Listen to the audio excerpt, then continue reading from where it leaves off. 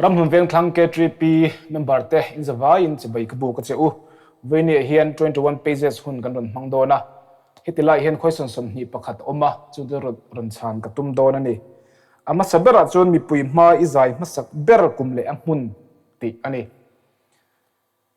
mi pui ma ka zai na masak ber hi tengene o class 10 kan zirin hostel kan lu in newcomer zai tur an ti a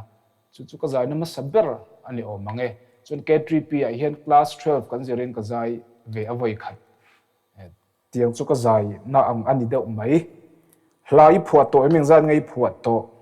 ti ani pani na chuan hla ka phuat to a hla hi som ni vel ka phuat to a tin mi pui ma a mi ta hria tura ka phu chua hi som bor vel om ve to a ba ki chu kala ti chua lem lo te pon ni hlom ani pathumna pathian hla du ber pathian hla du ber hi kan din huna zirin hla hi a in thlak ve kan du ber hi amaro chu college kan kalai te master kan zir lai zong zong ka phone ka playlist ka da reng thin chu bd la pho eldo redo ti la hi ni a har samna ka to piang in helai ka ngai thla thin K3P i mu dan K3P ka mu dan ti hen kan soi de nge pakhanna chuan training center ani a apanhina chuan rehabilitation center ani a tin pathumna chuan life skills ani tin K3P te hi kan in ngana tak chu evangelism chanchin thapuan dar pathian thupuan dar ani a amar chu tlang puin direct evangelism mai indirect evangelism hen kan kal na sa zoka chu kan phak tok le kan thiam tok ani pon lama tang min ron thlir tu te na min cell phone na thin po chu mi chu ani ma zoka direct takati tur hian min be sei fo thin amar chu tu na kan kal dan hi ke ni member te na kan phak tok kan tlin tok in zir lai mek kaushan kut ke ni tura thang lian mek kan ni wangin tu na kan kal dan hi tha ka ti to ka ke phei chuan kan tlin to kan phak to ka ni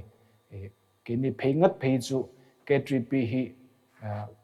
ka inzir seilen na kanun engkim min khal ngil tu ani katan phei chuan Pawl thata pani ti kha kan soi bok ani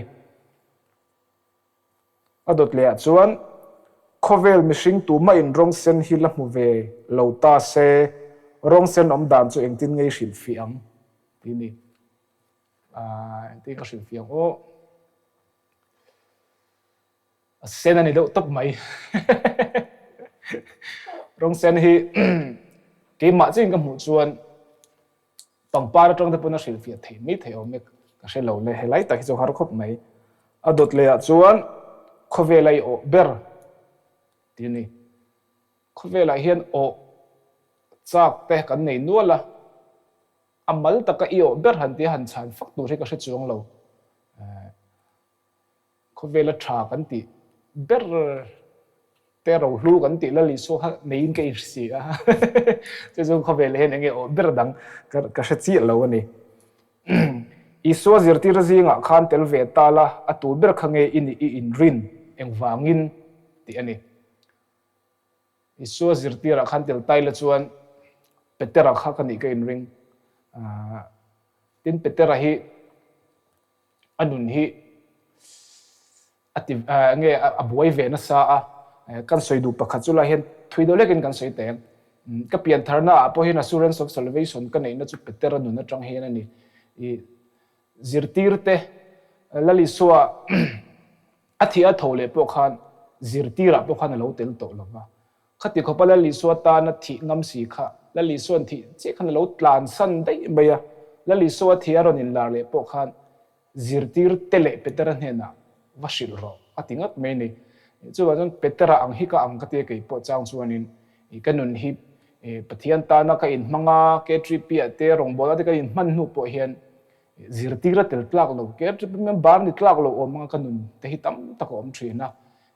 lali so kha lo thole ta sela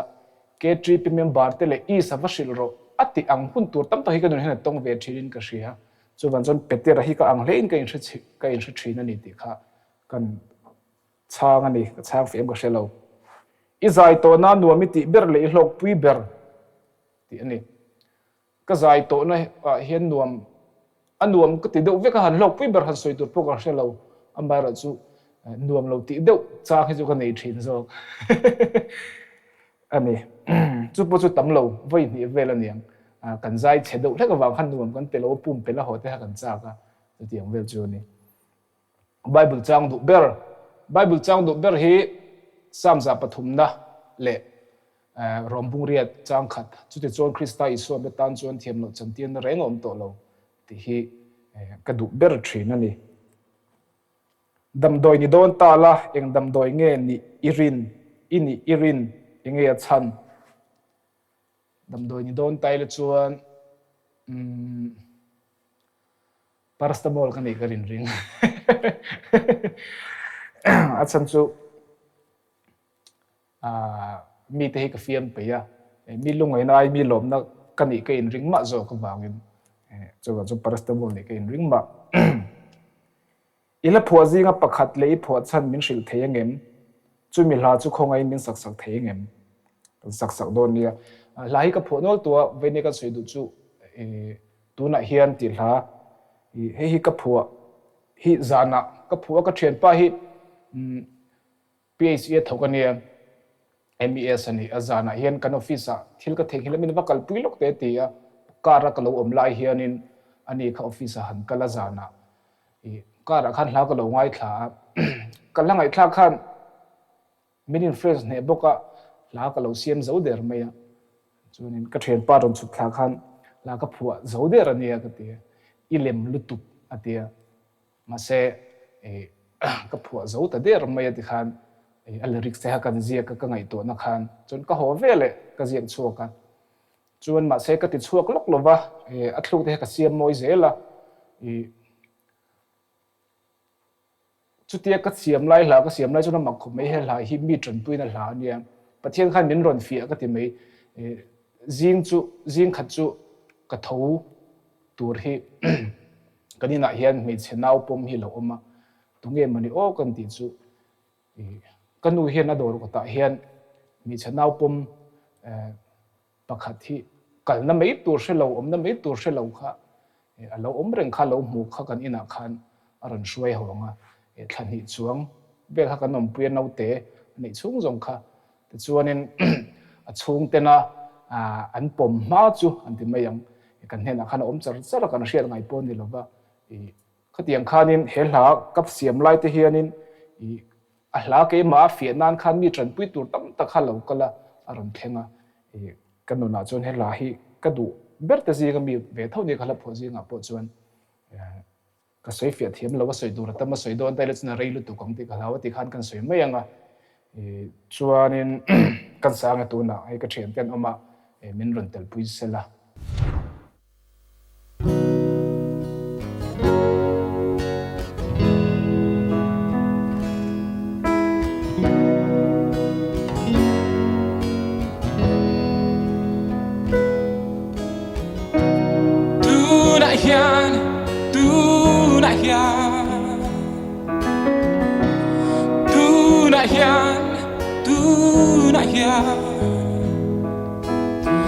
Trăng bụi ngài ý một xoan bụi mây rô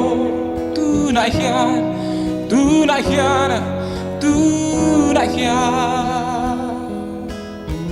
chu giang khóc von nuôi a xoan a cho bên áp sen su có vel rong mà chọn turing xoan chăm ru na xoan chẳng liền dễ lên roa lo nè a trăng ta ruk chu a poi nge poi tua ngai ni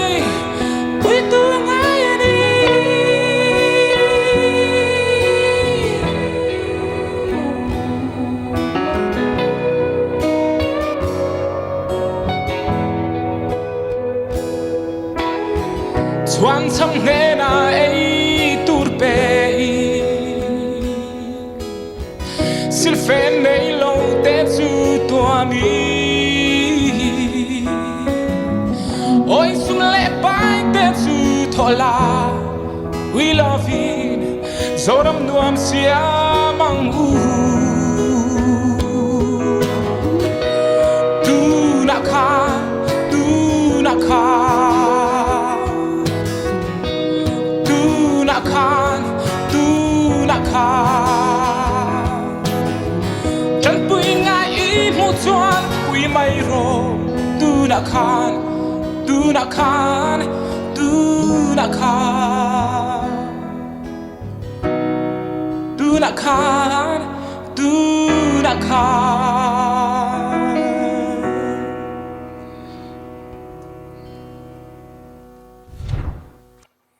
question som pani na kan lo thleng ve ta inu nge ipai chun na lai ka chun ve ve anga amar chu kanu ka chun jok ma ang kan mela te po tin kanu hi anulat lai zong zong a zai thin ni a ke ni pan kan chun chho ta zel ka u po hi zaya senot khwet thleng te da tel thin na tin ke hi solo in karon zai le a kanu hi kan chun zai lama talen lama te kan soi du ani pathian omring lo tu te hi te ni pathian omring lo tu te hi khongai thla hein ka ria pathian omring lo chan in din munangen din ti phe chu ko ngai to chang chuan an khongai thla ka mi tam tak mizoram ma kan han hriat chin phe hi chu an khongai thla hein ka ria tin thang thar zela phe chuan he pathian omring lo na te hi alo la cha zelong ti hi ka hlau thina a chan chu tunla ya mi no pangte te ten lin ne ya tin khovel thiam na lo sanga theology theory sang kan ngai thak phak to ka lo oma pathian thu kan in chia ve ke mani kan rin na pathiana kan chian lo phei chuan heng zir tir na kal suan na theila ka hian mi tam tak an ding in ka ria rongbol tu te ke tripi te ko than rongbol tu te po hi kan thanhem kan ngai he in ka ria heng ko ngai hian tin tunla ya kan soi thui leng ke tripi te pon heng te wang hian in hei apologistic kan tia ti han sang program te pukan han siam thar ta zela seminar te kan tia training te kan tia hin ko nga po hianin k3p te rambol tu te shroi tu te member te po na sata ka ma kan lak anga in ka hre pathian ring lo tu te an khongai thla ka tin mi tam tak pe hi chu an beidon wange mo an tu manga thila thlen lo wange mo chu ti ang wanga ring lo te po chu an ni te ka ringa chawan chu mi khongai thla ta kan in ka hre bible chuan mi a chuan ril ruin pathian reng om lo ti thin ati a chawan chuan ke ni hi chu kan at lo ka be se ni Ramhlun Vengthlang ke tripi tu chu eng din huna po dingila pathian omrin lo na ril ru hi kan pulo turing kan in cha ani ti kan sei do ani chu ilungai changin engin nge in hnem thin hi chu mi zong zong in kan chang chuan pathian kan ti vek kan tong trai thina chu ti lowa chuan kalungai chang mo kalom chang mo ka ti masak ber chu ka ting tang kala aka zai thin ani za hi ka tan zon in hnem na eng ki makatlan chu na hmun ani ti po kan soi du ani khovela ithil ti nun ber thlang don ta la enge I thanang khovela ka thil ti nun ber thlang don tai la chuan ka ti so zong zong te wa ngai dam ka di lang ami chu ti lo chu ka thiam che lo chuan Spider-Man le Hulk in solta se tunget chakzo kirin eng wangin Hulk ka chakzo karin chan chu Hulk chu athin rim po le achapa alian zela Hulk ka chakzo karin mase ke chon ka du ber chu Superman nang ma pathian in puan na thil ti ro pui ti pakhat pathian in puan na thuwa pathian in puan na te ka tong na sa chandam ka nei ka in hriat tir phei chon kalom hle marzo thil ti ro pui ti pakhat an ti thil ti takhan soi ka du chu sani som paru khan ka oboma hianin liku plakian hua chu tharuk zakin en kol to nuin Reverend Dr. Zai Mingthang an min tong trai saka chun ka doctor te kan thak le a ka shok bok chu liku plakian ni to lovin polyps alo ni le ta chuanin go hotia doctor in min zaya kum khat zet ka chol to hnuwa zai lovin te khan tong lovin thachuang tong thei lawa ko om hnuwa te khanin kanin entir le a adam hun to turan ti khanin dam lo khan recurrence lo om le alo om non le ni chu chuanin karil ru khan ve khok maya ka zoi tok maya amaro chu ton trum chu khonge khovel thila chu na noi tel ka seng to wa thei to pin ken kol to wa pathian lama thei to pin kan ti te ang ka tia karil ru chuanin pu fakte a pathian hne na min tong trai puyam pathian min dor pui tur hian karil ru khan lo lang em maya na sat ta khan lo langa ti chuanin durtlanga rongbol na la nei thin nge thin lo po ka hrilawa sunday chu hnuai hen ve kha chu ka han kal thuaya ta chuanin game lo siama follow up program a thu hi lo se ni chuna maro chu engma ti damna program po kha mang to chuang lo ti khan ti kalme an ho me ya chun ke po chu ko ho ve le me ya mar chu ka rel ro khanin kha ka ring la ta pu fakte kal tlang khan pathian in min te dam don ni khan ka hret la ta zana ka thian pa ka som le ko ro mi han kal pui le te ka ti a chan chu ke ma khan kan na po kha puan ka du lo wa pathian kha ro in puan kha ring lu tu ka ni te chuan zana ka han kal le chu in khom ba na khanin an ina te thingpui pon lama chim tu kha thingpui lo in ro u te min te min in tira te chuan thingpui ke in lai chuan pu fakte chu lo lu ta an kabulan lo thu ka tlangwal kha isoka boki nei ni mo har sanai nei ni mo min lo ti a chuan nei ye chu man chun karon kala in chhnu po han karon kal to a i zana karon kal non le a ka tia chuanin pathian hne na min tong trai saka chun a chema chuanin tikhanin a ropral me anga tia ka ring em ma khonga te chuanin ka doctor chuanin zaile tura kanin ti hun a lo thlen khanin doctor ka vein check up a gohoti doctor green uta local trainer chu ka vein check up khan doctor khan minan en le khol khan isa if you want you can sing no more problems min tia har sana pakhat mom to lo hi adam te to lo engma khom to hlei ne mi do chuni zale thei to ang min tia chun kalo me ma kan ko shana sani som pariat kum thara lo nia kan ko shan chairman ne na he damna ka changtat me damna ka lo puang te ang testimony le zain damna ka lo puang ka tia te chuanin testimony ka soya ka damna ka puanga pathianin fakhla pusang len thang la pu mu puyang ko shan ti kha kariro lo langa chu ka sa a chulai tong chun ti hian har sat na nei to mi lovin ka zai le ta char ani ka tan choni na ro pui ka ti a engma har sat na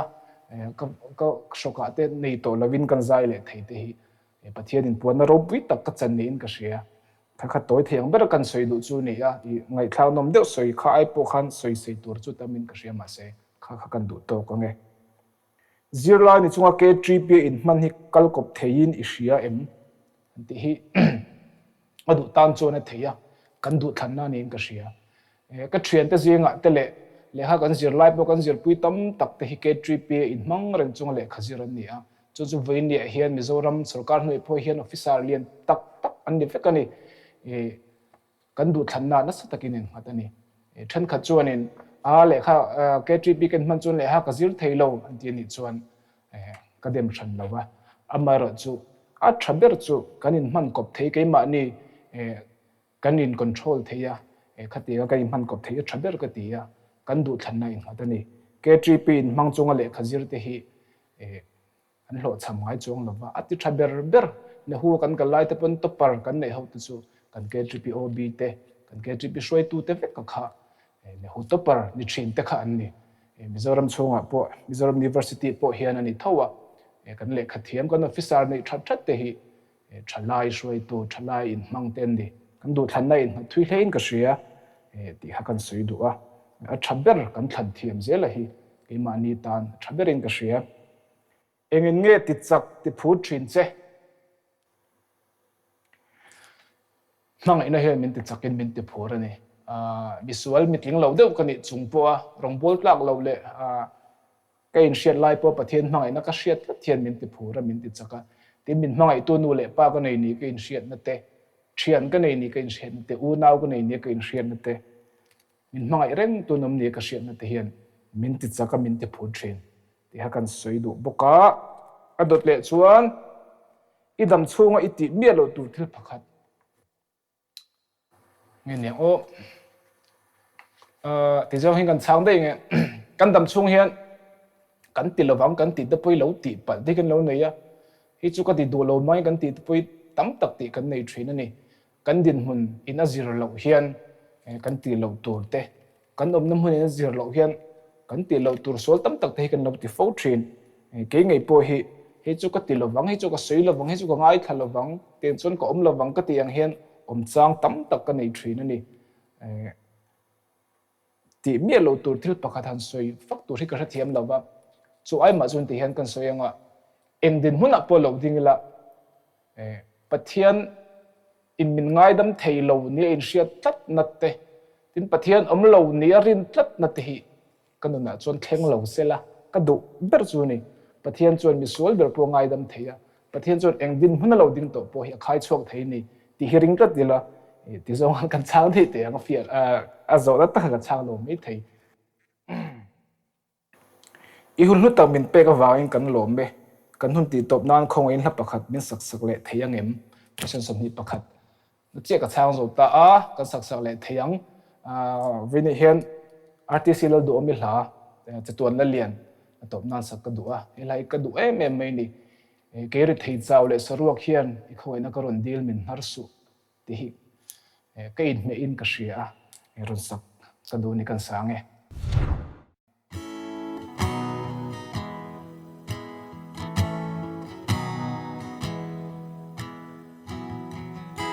he khovel gazin naram thaler zau le ram pilril tui na reng om lo nam mu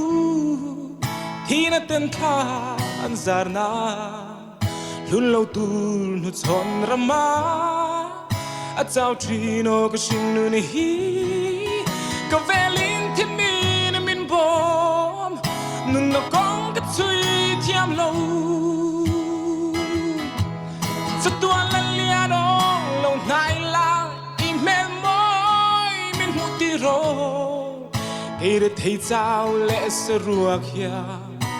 i khong ai na karon dil min nar su o kalal duom i ong heng in min bom la min hum hi min mon ro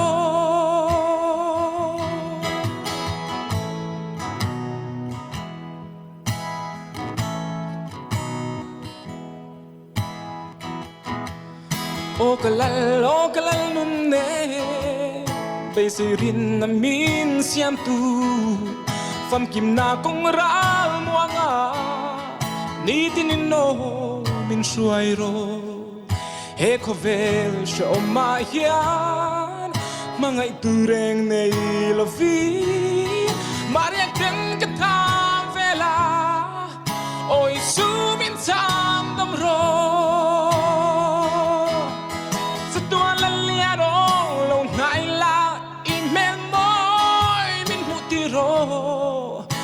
re thei chao le se ruak hia i khong ai na karon dil min nar su o kalal duom i om yang in min bom la min hum hi min mon ro o kalal nun nemo lo nai la mel min mu ti ro ke re thei chao le se ruak hia i khong ai na karon dil min nar su o kalal duom i ong hang in min bom la min hum hi min mon ro